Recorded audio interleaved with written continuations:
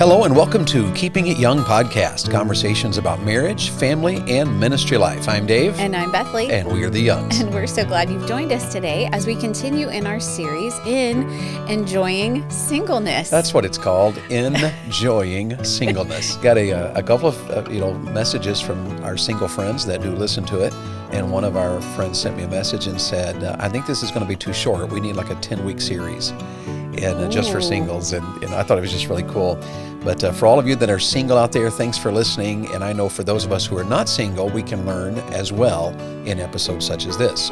Oh, yes. And so thank you all for joining us. And we really appreciate, so many of you listen, and we hear from you along the way. There's a variety of ways you can reach out to us. The Keeping It Young podcast.com has a voice microphone on the homepage where you can just leave us a message right there. And enter all the information it needs, make sure we got the right email address and things of that sort. And then we receive that in the form of an email, and we can answer you in that way. But we are also happy to hear from you. Go to the bottom of the page. You'll find the Contact Us button there. And seriously, if you do email us and you don't hear from us, then try again. Because in our day of spam folders and automatic deletions because of spam and all that, we could possibly miss you. But if we can serve you in any way, or if you have a question for us, we love to hear from you. And of course, we have Instagram and Facebook and X.com.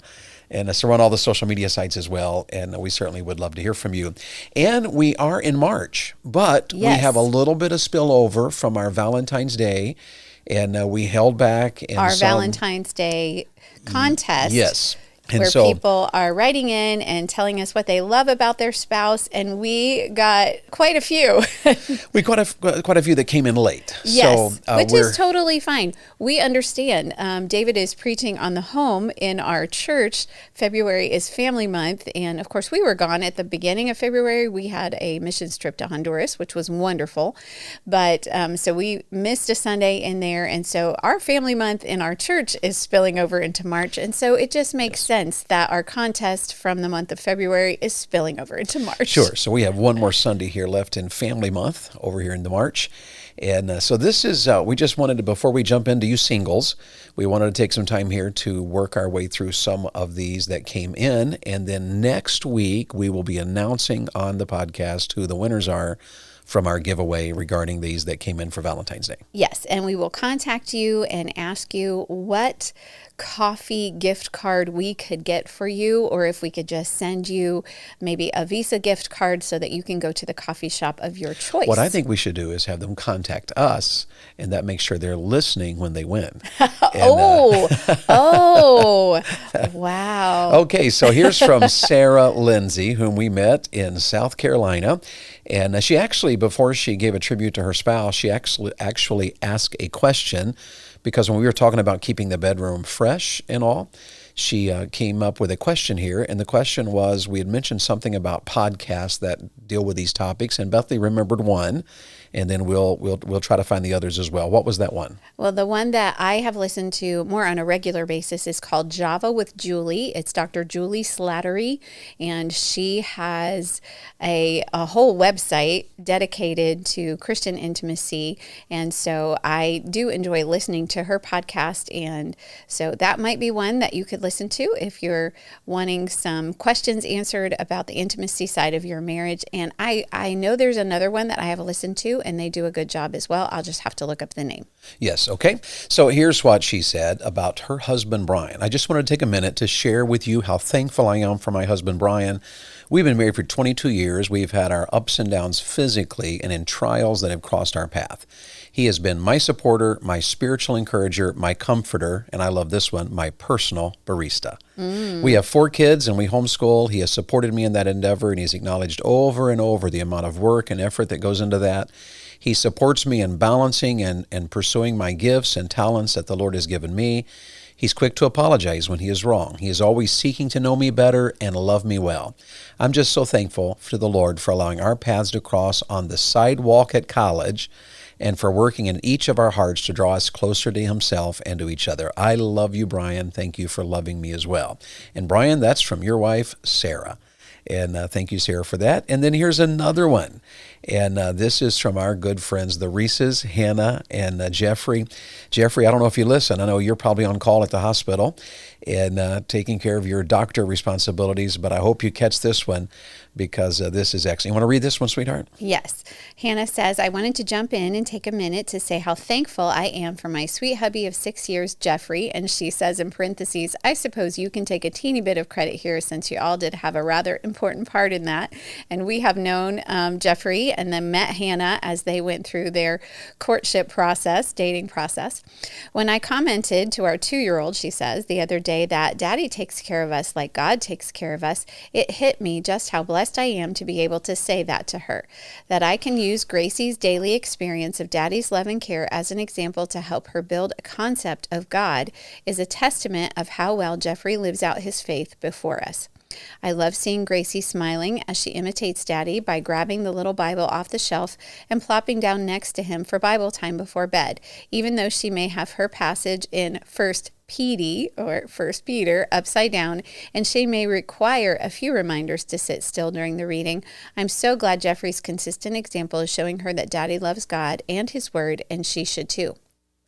Additionally, Jeffrey shows me so many examples of Christ's love in our relationship, whether sacrificing sleep to spend a few extra minutes connecting after a busy day, gently helping me see a blind spot where I can grow in Christ-likeness, or taking the lead in initiating speedy reconciliation regardless of who was right or wrong. He really does show me a picture of Jesus. He also makes me laugh, and I love that. On a very practical side, I'm amazed at his abilities and appreciate his work around the house and property to provide such a cozy home for us. Even Gracie knows Daddy is the best fixer. According to her, he fixes tractors, trucks, and boo-boos. I should keep going, or I could keep going, but I'll wrap up by saying I sure am thankful to be married to my sweet Jeffrey. I'm taking it by faith that heaven is going to be incredible even without marriage, but since my finite mind struggles to embrace a concept of eternal bliss without Jeffrey, I'm hoping we will get assigned to a mansion together so we can go on being buddies forever. In the meantime, I'll keep redoubling my efforts to maintain a more organized bathroom so as to contribute to his eternal bliss if my request is granted. Thanks for the reminder to verbalize these things, as well as all you do to serve God's people in your ministry. And she says, love and Christ, Hannah Reese. Thank you, Hannah. I think that's awesome. I like that part there about maintaining a more organized bathroom. That made me chuckle. So that he can have eternal bliss even in his mansion. That's awesome. And then here's 3 others. This one says, hello, Mr. and Mrs. Young. I just wanted to start out by telling you how much we enjoyed you guys coming to host the marriage and family seminar at our church a few years ago. And that was at Colonial Baptist in Blue Ridge, Virginia. And it was there, he says, that his wife discovered our podcast and our teaching and has been an avid listener to pretty much every episode since then. So thank you for that. And then he writes this tribute to his beautiful bride, Brittany, which is a prayer he wrote in 2009, 3 years before he met her. I call it a prayer for love. Father, thank you so much for your mercy and grace. Your love flows so abundantly. Thank you for my salvation and the plan you have for my life. I hope my life on earth will mirror Jesus' life. I want to know you better than I do now. God, I pray in boldness and faith for a woman of noble character who chooses to clothe herself in righteousness, who will make an excellent mother and an amazing wife. I pray that she will be my best friend. I want to provide a place for her spirit and love to grow, to be the center of our lives. I want you to be the center of our lives. I want to love and serve her all the days of my life. I want to strive to make her happy every single day, to make her laugh and smile often. I want to be her shoulder to cry on, her support to lean on when she needs it. Help me to be her biggest supporter and daily encourager and equal partner. God, I want to praise you with her and to raise your kids with her. I pray to be able to provide for her and my family faithfully and sacrificially. I want our love to be pure and rare and people to see it on our faces. I want to be her protector and for you to be our healer. Father, I'm in love with this woman that I haven't even met yet. There's no greater love on earth than yours, and I praise you for the work you've done in me so far. I ask that you will always bless the work of my hands, and may my wife and I always prosper as long as we are living with you. Jesus, you are the most important part of our life, and as to you I bring my praises and prayers. You alone are worthy, and I love you for thinking of me so kindly. May we always be in your favor and in the center of your will. And then he adds this, God, answer that prayer above and beyond what I could have asked for or imagined.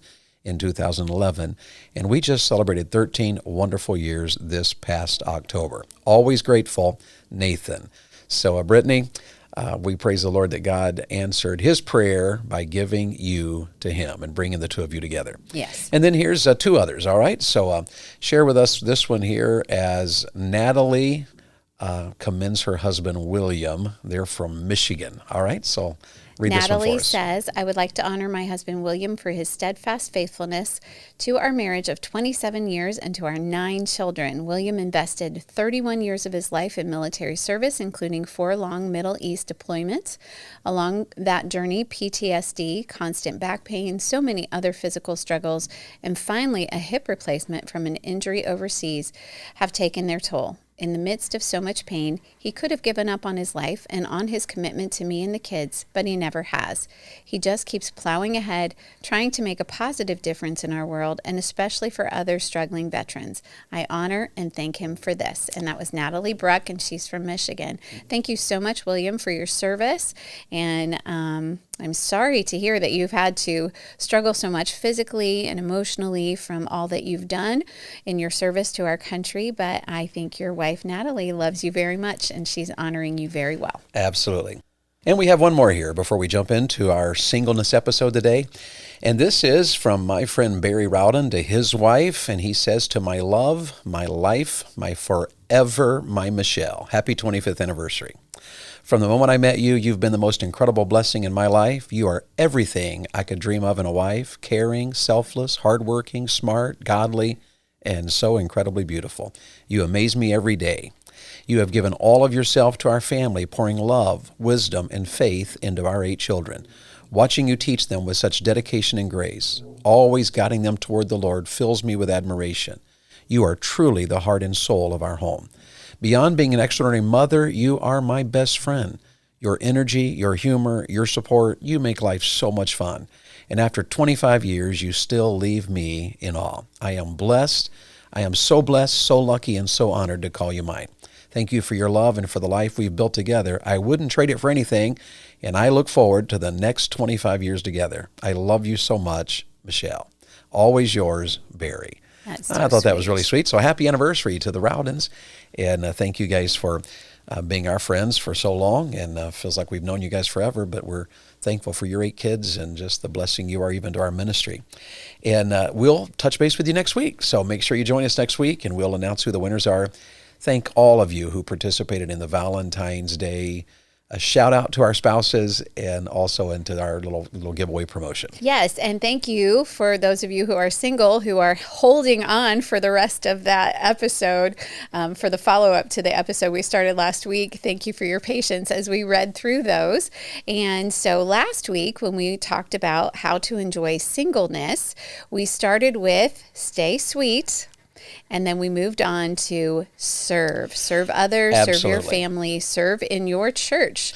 And now let's jump into number 3. Number 3 is redeem your time. I think we did cover this some in the last episode, so we can hit it again and then move on. But redeem your time. That's very important. Absolutely. Don't be a couch potato. I think we talked about that last week in the last episode. And stay fit and eat well and have devotions. It's easy when you're single sometimes just to, just become so comfortable by yourself. But taking the time to invest on purpose in important areas will help you in your singleness. Yes. So redeem your time. Number 4, build a life. What do you mean by that? And let's talk about that one, because it's so easy in our culture for single folks to say, well, I'm waiting for life to get started. I'm not married. But, we don't know the future. It may be that God's plan for you is that you're single for the rest of your life. Right. And certainly you're single till you get married. So our recommendation to you is, if you're going to enjoy your singleness, then just get busy building a life as a single person. That can be everything from getting a good job, making a living, buy a house, taking care of your stuff, It can be a matter of having hobbies, choosing, hobbies that, are like involve learning skills or involve being with people. There's just so many things you can do about building a life. I have single friends that, they want to be married and their plan is to be married. But in the meantime, they have worked on hobbies, learning an instrument, perhaps playing in a team. I know single guys, friends of mine, that have bought their first house as a single man. And Right. so they have an investment for their future financially. And, our son is single, and because we live in Missouri and he's still in Florida by himself until he gets married here in a few months. One of the things I've noticed, that he told me was that he vacuums his car every week and he washes it and he shines it and he put a wax job on it.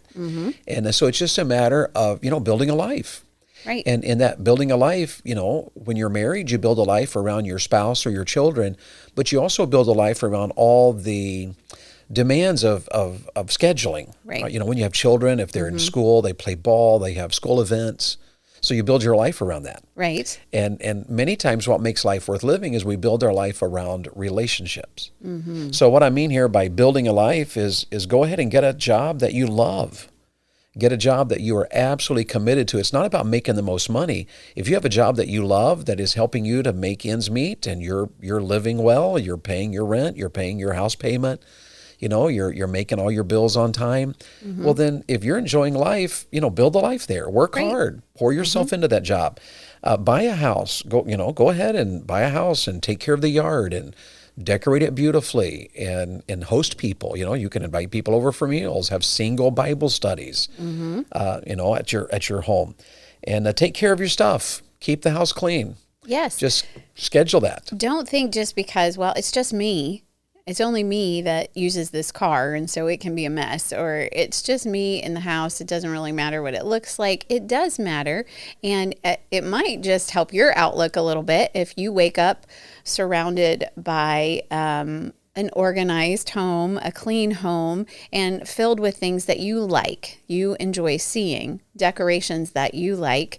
And don't just sit there and think, well, I might be married someday and she might not like that.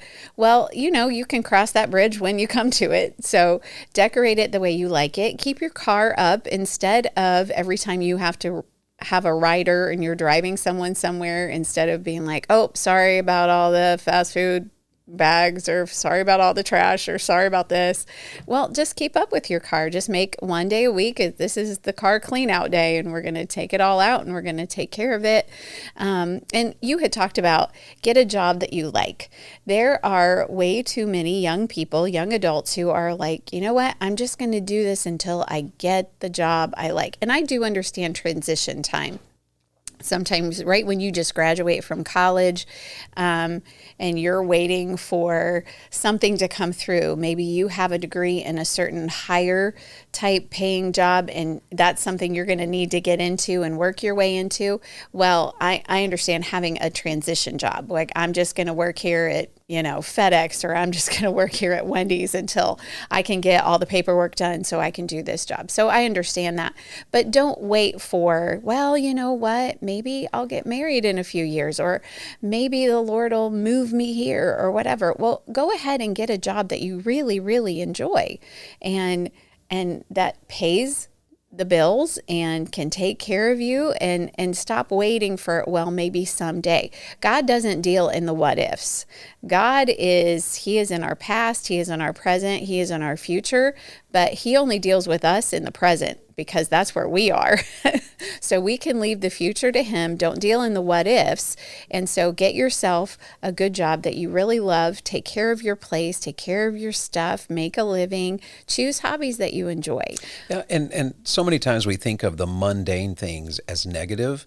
And that's not just for you that are single. A lot of married folks think of that in the same way. Right. As soon as you drive by a home, you're like, that is a beautiful home. The lawn is manicured. There's flowers growing.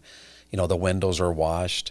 Well, the fact of the matter is, none of that just happens. It's not because you have money. It's not because there's a big house. It's because somebody mows the yard. Somebody plants the flowers. Somebody cleans the windows. And so look at those things, pull up in your driveway and think, what needs to be done on my property? If you're renting, keep your rental property, put decorations on the porch, make it look nice. If you have a car, it's just a simple matter of every time you get out, you grab the trash. And don't allow yourself to get into the habit of being sloppy just because you're single. Don't allow yourself to get in the habit of just, whatever, letting the yard, whatever. It is entirely okay to build a life. And Yes. that involves everything from your job to your living to your house, taking care of your stuff, even to having hobbies. And there's two things about hobbies. You can choose a hobby that involves learning skills, and that may be, playing a violin, Right. or playing a piano.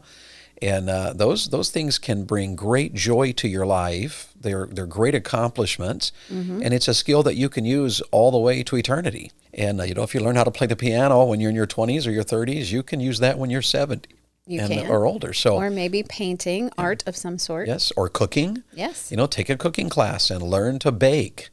There's just so many different skills or so many hobbies that involve learning skills. Right. And it may be that you could choose a hobby that just involves being with people. And, those kind of hobbies, it may be, a hiking club or a biking club, if you like to motorcycle, a motorcycling club. And, it's kind of a funny thing to have a motorcycling club because that's a people club, but nobody talks to each other because you get on a very loud motorcycle and you ride somewhere and you get off and have lunch together and you get back on your motorcycle and you ride back. But it's a matter, that's a hobby. People who enjoy motorcycles have this hobby of getting on the bike and riding, but doing it with people allows you to have lunch with people. And so if you take time in just in redeeming the time, you're staying fit, you're eating well, you're having devotions, you're faithful to church, you're a participant at church, not just, well, I'm single, so I'm going to sneak in, hope nobody talks to me. Well, don't allow yourself to get there. You're single. Go in and say, what can I do to serve? And put on a happy smile and shake hands with people. And did you know that every church will fail in some way? Undoubtedly, there'll be somebody that will come to a service and nobody speaks to them.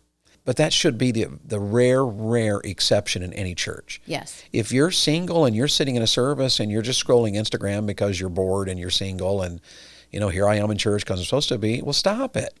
Look around you. Put that phone down and get up and go introduce yourself and talk to people. And you say, well, I have a hard time making small talk. Go to people and ask questions. Hey, how are you doing? How was your week? How can I pray for you? Right. What's God doing in your life? And how long have you been married? How many children do you guys have? And who's got the next birthday? There's a ton of questions. And, rarely do you have to talk if you ask questions. Right. Because any of us love to talk about ourselves. And if people start asking you questions, the next thing you know, you'll be doing all the talking. And you'll be like, oh, my goodness, I didn't let you say anything. Well, that's fine. That's a good conversation when, you're talking and answering questions and asking questions. This is about enjoying your singleness. Yes. And don't let it become a negative to you to where you're like, oh my goodness, I'm single and I hate life and I'm always the third wheel. Just don't think that way. If you are the third wheel, just love being the third wheel. Celebrate that. And just say, aren't you glad that I get to be with you? And just come right in. And you say, yeah, but when I'm around people, all they talk about there's children and I can't talk there. Well, then talk about something else. Come in and bring up questions about other things. I mean, if say to them, what do you think about Donald Trump? That will change the conversation from children. Yes, right? it will. In a heartbeat. It may stop the conversation or it may start a very lively discussion. Or Elon Musk. What do you think about Elon Musk working in the politics? But see, it's easy to change a conversation. Normally we talk about the things we know. And if you're hanging with married people, what do they know? Marriage. What do they know? Their children. And so it's not that they're trying to ignore you, so don't allow yourself to think that way. So you have to jump in because you can introduce a different conversation and people will talk about it. So here we are in talking about enjoying singleness. And you got to stay sweet. You got to serve. It's important to redeem the time. Yes. And you got to build a good life. Build a life. And there's one more, and we have time for it, and it's going to spill over into a new series. Yes. All right. And this last one is number 5. I love this. Go ahead. It's be open to dating. I like that one. I do too. Now listen, this is so tricky in our culture, the idea of dating. And if you're a teenager, teenagers and college students just crack us up because Bethany and I have now noticed there are multifaceted levels of dating. Right. And we're not dating, we're talking. Right. We're not dating, we're just friends. There's just all of these different levels. Right. Of, now we're kind of in a committed relationship. No, now we're boyfriend, girlfriend. Now, and maybe that's just the culture and it's okay, but really just keep it simple. Just be open to dating in the sense of keeping it light. It is entirely okay for, if a guy says, hey, would you like to get a cup of coffee? Go get a cup of coffee. It doesn't mean you're getting married. It doesn't mean you're going to have, 10 children together.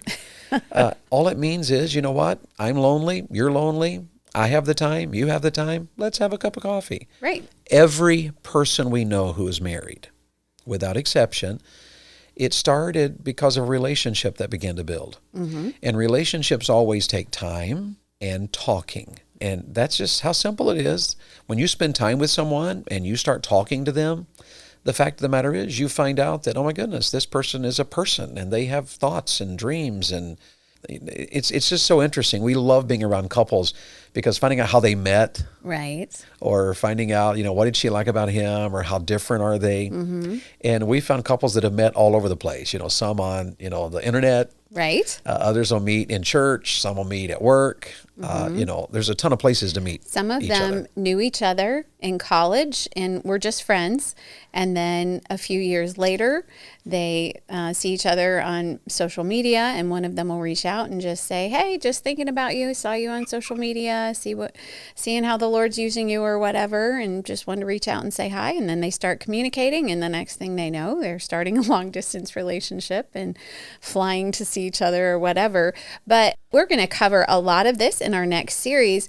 But at this point, just to say, enjoying your singleness, then just be open to it. There are, sadly, some single people that are like, oh, are you kidding me? Just don't try to set me up again.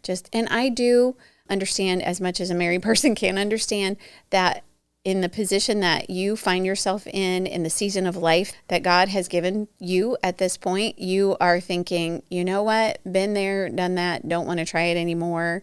I don't want people setting me up. I don't want people talking to me about dating. And so be careful about that, though. I do understand that you may want to, I want to control whether I date or not, and I understand that, and you don't want people constantly saying to you, hey, when are you going to start dating? Hey, when are you going to get married? But don't allow yourself to get that little bitter edge of, seriously, just leave me alone. Don't be like that. Be open to it. It may be that God does have someone for you, and you may have been thinking, well, probably not. I'm in my 30s. I'm in my 40s. God probably doesn't have someone for me. He might. So at least be open to it. If someone says to you, hey, I know someone that I think you two really would get along, maybe just pray about it and be open to it and ask the Lord, okay, maybe I should go on a date with this person. Yes, and I'd add two things there before we sign off today. The first one being, if you're a young lady, listen, just if someone comes up and says, hey, have you, is so-and-so, be open to this statement rather than, saying, absolutely not. It's okay to have a cup of coffee. It's okay to have a dinner, and just say, well, I guess if he wants to ask, we could at least have a meal. Right. And because there's nothing wrong with having a friendship. Doesn't mean you're marrying the person. Nothing wrong with that at all. And so be open to that. And if you're a young man, be open to asking. Mm-hmm. It's okay to say to a young lady, hey, sometime would you be interested in getting coffee? And, you may go out to have coffee together and absolutely realize when you walk away, like, there's not a chance in the world where we're going to get married. Just probably not going to happen. Mm-hmm. But that's, she's a nice girl or he's a nice guy. So Beth and I just wanted to challenge you to be open to it. Don't be so quick to be known as, boy, don't try to set her up or don't try to set him up. Because most people that who do get married, they end up getting married because someone introduced them to someone. Yes. And especially at this age of your life. If you're getting older as single, and by older I mean you're in your 20s or early 30s, chances are you're going to marry someone that someone sets you up with. Right. And so just be open to dating. Well, we are out of time today. And in the coming episodes here, we're going to talk a little bit more to you that are single, and we're going to talk about how to find a spouse. Yes. And so I hope you'll plan to be with us the next couple of weeks. We may be able to get into one, but probably normally we end up saying so much, we end up in two. Right. But we do want to take at least a couple of weeks here to talk to you about how do you find a spouse in this world like ours. And moms and dads, you ought to tune in because we'll be saying a few things to you. And because sometimes parents are preventing singles from getting married because the idea is that there's not a man good enough anywhere to marry my daughter. And sometimes daddies, you can make it so hard that there's not a guy anywhere that's going to jump through those hoops and meet all of those. And if he is, it may be impossible to find him in a world of 8 billion people. So anyway, I hope you'll join us. Hope you'll look forward to it. Is there any final comments or thoughts? I don't think so. I'm looking forward to the next series in our singleness series, a series within a series. Absolutely. So thank you for joining us, all of you. If you know someone that would profit from that would learn and profit from what we're teaching here, share it with them, like it, subscribe it, tell them about it, and whatever you do, put into practice what you're learning, and let the Lord help you with it. Have a great day. Thank you so much for joining us here at the Keeping It Young podcast. Whatever you do, serve the Lord with gladness. The Keeping It Young podcast is a Bax 5 Media production.